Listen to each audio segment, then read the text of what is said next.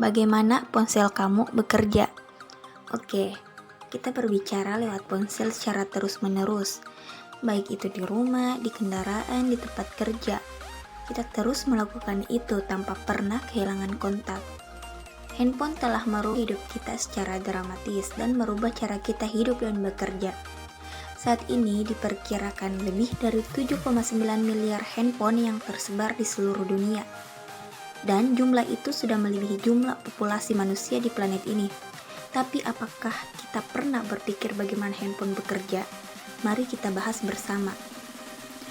Handphone menggunakan teknologi nirkabel. Bagaimana handphone dapat memungkinkan mengirim dan menerima suara bahkan dari tempat yang sangat jauh, tanpa melalui media perantara kabel seperti yang dilakukan telepon pada umumnya. Hal ini karena handphone menggunakan gelombang elektromagnetik sebagai media perantaranya. Gelombang elektromagnetik tersebar di mana-mana melalui udara dan terus berada di sekitar Anda, baik ketika Anda duduk di rumah, berjalan di jalan, mengendarai mobil, atau naik kereta. Anda mandi di lautan gelombang elektromagnetik. Program TV dan radio, sinyal dari mobil yang dikendalikan oleh radio, panggilan telepon tanpa kabel, dan bahkan bel pintu nirkabel. Semua ini bekerja menggunakan gelombang elektromagnetik, pola gelombang listrik dan magnet yang bergelombang dan tersembur melalui ruang dengan kecepatan cahaya 300 km per jam atau 1.806.000 mili per detik. Jaringan telepon seluler merupakan sumber energi elektromagnetik yang tumbuh paling cepat di dunia di sekitar kita. Bagaimana handphone melakukan panggilan? Saat kita berbicara di telepon seluler, mikrofon kecil di headset mengubah suara kita yang naik turun menjadi pola sinyal listrik naik dan turun yang sesuai. Sebuah microchip di dalam handphone mengubah sinyal-sinyal ini menjadi serangkaian angka. Jumlahnya dikemas ke dalam gelombang radio dan dipancarkan dari antena telepon. Gelombang radio berpacu di udara dengan kecepatan cahaya hingga mencapai tower ponsel terdekat. Tower menerima sinyal dan meneruskannya ke stasiun pangkalannya, yang secara efektif mengordinasikan apa yang terjadi di dalam setiap bagian lokal dari jaringan telepon seluler, yang disebut sel. Dari stasiun pangkalan, panggilan dialihkan ke tujuan mereka. Panggilan yang dibuat dari ponsel ke ponsel lain di jaringan yang sama melakukan perjalanan ke tujuan mereka dengan dialihkan ke stasiun pangkalan terdekat dengan telepon tujuan, dan akhirnya ke telepon itu sendiri. Panggilan yang dilakukan ke ponsel di jaringan yang berbeda atau jalur darat mengikuti jalur yang lebih panjang. Mereka mungkin harus dialihkan ke jaringan telepon utama sebelum mereka dapat mencapai tujuan akhir mereka. Bagaimana tower telepon bekerja? Jika dilihat secara sederhana, ponsel tampak sangat mirip radio dua arah dan walkie-talkie, di mana setiap orang memiliki radio yang berisi pengirim dan penerima yang memantulkan pesan bolak-balik secara langsung, seperti pemain tenis yang mengembalikan bola. Masalah dengan radio seperti ini adalah bahwa Anda hanya dapat menggunakan begitu banyak dari mereka di area tertentu sebelum sinyal dari sepasang penelpon mulai mengganggu orang-orang dari pasangan penelpon yang lain. Itu sebabnya ponsel jauh lebih canggih dan bekerja dengan cara yang sangat berbeda. Handset ponsel berisi pemancar radio untuk mengirim sinyal radio ke depan dari telepon dan penerima radio untuk menerima sinyal masuk dari telepon lain. Pemancar dan penerima radio tidak bertenaga sangat tinggi, yang berarti ponsel tidak dapat mengirim sinyal terlalu jauh. Itu bukan cacat, itu fitur yang disengaja dari desain mereka.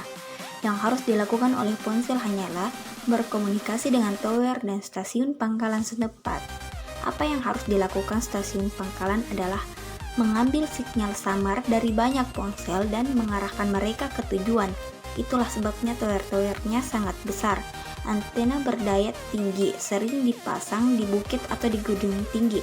Jika kita tidak memiliki tower, kita membutuhkan ponsel dengan antena besar dan satu daya raksasa, dan mereka terlalu rumit untuk bisa dibawa kemana-mana.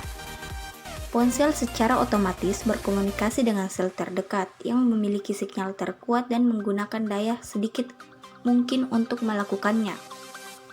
yang membuat baterainya bertahan selama mungkin dan mengurangi kemungkinan itu mengganggu telepon dari lain sekitarnya. Apa yang terjadi di dalam sel? Jadi mengapa repot dengan sel? Mengapa ponsel tidak berbicara satu sama lain secara langsung? Misalkan beberapa orang di daerah Anda semuanya ingin menggunakan ponsel mereka pada saat yang bersamaan. Jika semua telepon mereka mengirim dan menerima panggilan dengan cara yang sama, menggunakan jenis gelombang radio yang sama, sinyal akan mengganggu dan berebut bersama-sama dan tidak mungkin untuk mengatakan satu panggilan dari yang lain. Salah satu cara untuk mengatasi ini adalah dengan menggunakan gelombang radio yang berbeda untuk panggilan yang berbeda. Jika setiap panggilan telepon menggunakan frekuensi yang sedikit berbeda, jumlah undulasi naik turun dalam gelombang radio dalam 1 detik. Panggilan itu mudah dipisahkan, mereka dapat melakukan perjalanan melalui udara seperti stasiun radio yang berbeda, yang menggunakan wavebands yang berbeda. Tidak apa-apa jika hanya ada beberapa orang yang menelpon sekaligus, tapi misalkan Anda berada di tengah kota besar dan jutaan orang menelpon sekaligus, maka Anda akan membutuhkan jutaan frekuensi terpisah lebih banyak dari biasanya. Solusinya adalah untuk membagi kota menjadi daerah-daerah yang lebih kecil, dengan masing-masing dilayani oleh tower dan stasiun pangkalan sendiri. Area-area ini adalah apa yang kita sebut sel dan mereka tampak seperti tambal sulam segi 6 yang tak terlihat. Setiap sel memiliki stasiun pangkalan dan tower dan semua panggilan dibuat atau diterima di dalam sel yang dialihkan melalui mereka. Sel memungkinkan sistem untuk menangani lebih banyak panggilan sekaligus karena setiap sel menggunakan frekuensi yang sama dengan sel di sekitarnya. Semakin banyak sel, semakin besar jumlah panggilan yang dapat dilakukan sekaligus.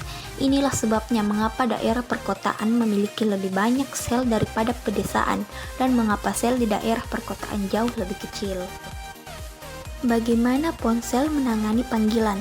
Seperti yang terlihat pada gambar di atas, jika dilihat dari cara ponsel melakukan panggilan dan cara tower menangani panggilan tersebut, kita dapat membagi jenis panggilan yang dapat terjadi menjadi dua, yaitu panggilan sederhana dan panggilan roaming. Panggilan sederhana terjadi apabila telepon di sel A memanggil telepon di sel B. Panggilan itu tidak melewati langsung di antara telepon, tetapi dari telepon pertama ke tower A dan stasiun induknya, kemudian ke tower B dan stasiun induknya, lalu ke telepon kedua. Sedangkan panggilan roaming terjadi apabila ponsel yang bergerak di antara sel ketika orang berjalan atau mengemudi secara teratur mengirim sinyal ke dan dari tower terdekat, sehingga pada waktu tertentu jaringan telepon seluler selalu tahu tower mana yang paling dekat dengan telepon itu. Jika seorang penumpang mobil melakukan panggilan dan mobil itu bergerak di antara sel C dan D, panggilan telepon itu secara otomatis diteruskan dari sel ke sel, sehingga panggilan itu tidak terputus. Itulah tadi penjelasan dari bentuk gelombang elektromagnetik. Sekian dari saya. Wassalamualaikum warahmatullahi wabarakatuh.